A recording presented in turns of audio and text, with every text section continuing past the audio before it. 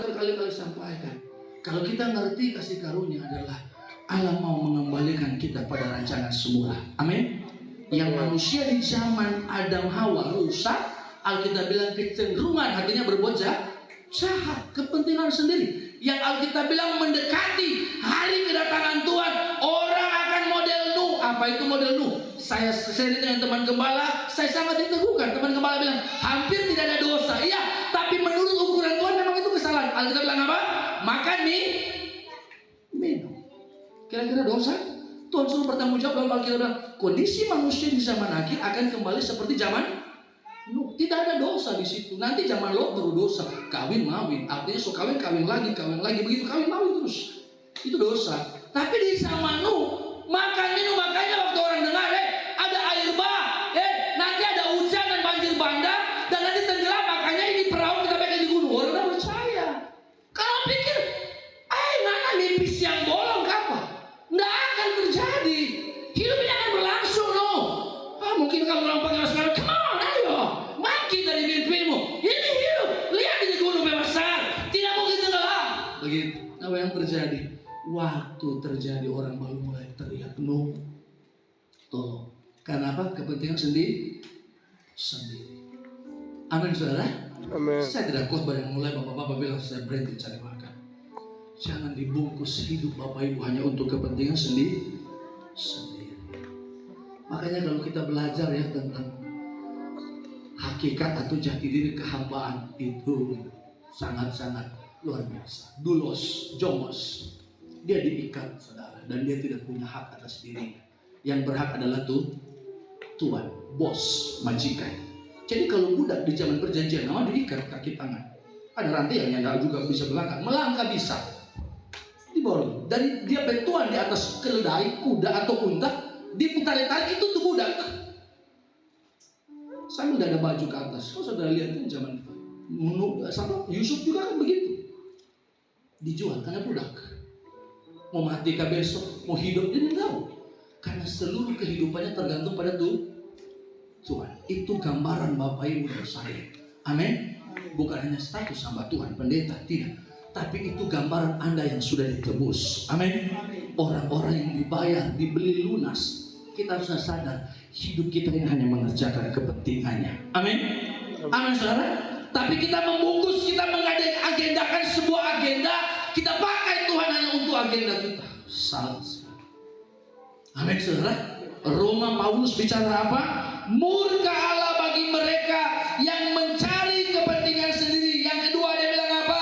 Tidak taat kepada kebenaran.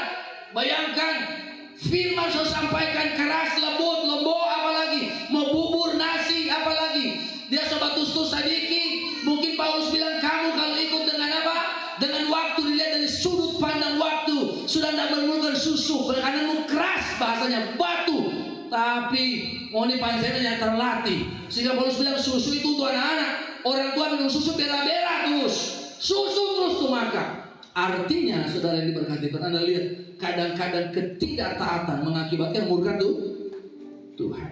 Jadi ada kepentingan sendiri. Yang kedua ada ketidaktaatan. Saya bicara tadi di tahun tentang iman. Apa yang saya sampaikan tadi malam, dan saya ulangi. Saya kasih tahu bagaimana kita teguh dalam iman adalah ya kita bertumbuh dalam pengajaran. Ya, tapi perlu sadar iman itu bukan sekedar pengakuan. Pengakuan dulu saya percaya selesai, mulai ayat iman rasuli, Konstantinopel dan lain sebagainya. Aku percaya lah Bapa mati bangkit semua. Bukan itu. Saya bilang iman itu belajar pada Abraham. Amin. Amin, saudara. Itu iman. Yang Tuhan bilang, Abraham, nanti kamu akan punya anak. Makanya istrinya tertawa karena apa? Secara medis tidak mungkin. Saya bilang hasil pembuahan itu kan dalam kandungan ini kan, itu kan melalui sebuah proses yang alamiah, yang dimana sel telur laki-laki dan perempuan itu melalui hormon kita, dia harus kawin. Tapi karena memang perempuan dasarnya saudara kotor, itu tidak akan memicu apapun, hasil apapun tidak ada. Kenapa Sarah tertawa? Karena bagi Sarah, so tua, tidak mungkin. Tapi apakah Abraham bilang Tuhan, so nyanda turun kotor tapi istri? Abraham hanya bilang, ya Bapa. Amin. Dia bilang apa? Keluar, hitung bintang.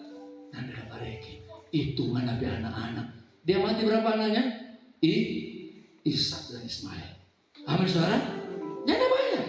Tapi apakah Alkitab menuliskan gagal iman Abraham? Tidak. Alkitab menuliskan kaum seberang juga mempercayai Ibrahim, bapak orang beriman. Karena apa?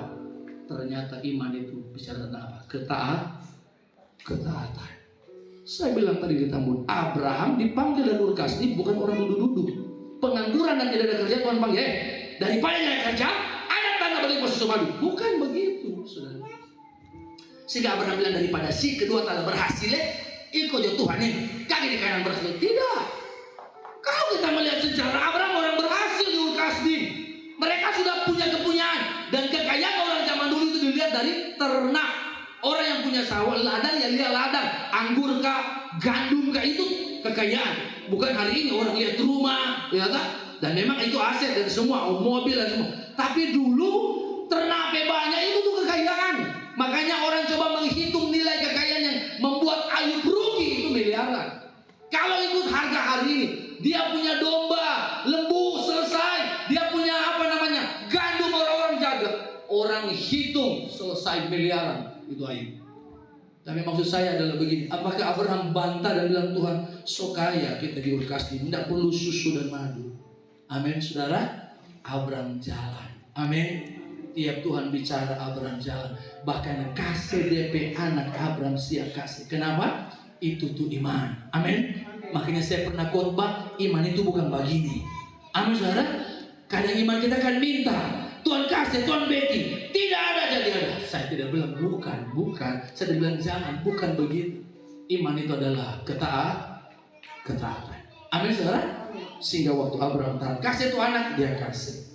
Apa yang Alkitab bilang? Abraham boleh secukup menerima. Alkitab bilang apa? Mulai sejak hari itu kepercayaan Abraham diperhitungkan Tuhan sebagai kebenaran.